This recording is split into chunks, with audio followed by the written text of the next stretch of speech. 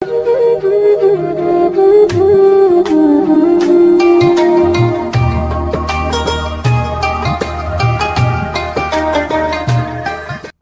بالله من الشيطان الرجيم.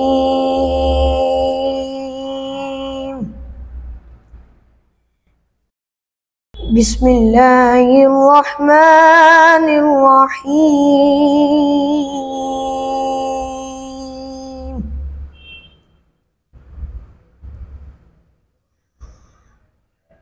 الحمد لله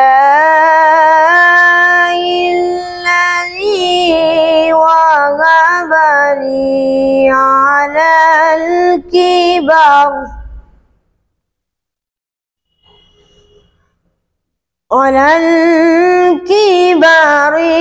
إسماعيل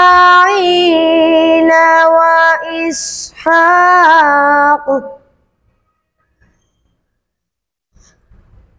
الحمد لله الذي وهب لي على الكبر إسماعيل وإسحاق إن ربي لسميع الدعاء.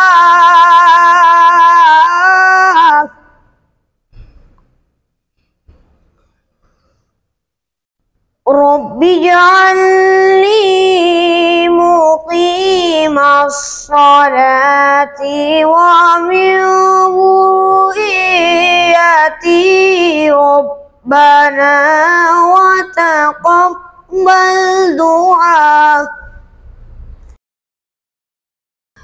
رب اجعلني مقيم الصلاة ومن ذريتي ربنا وتقبل دعاء.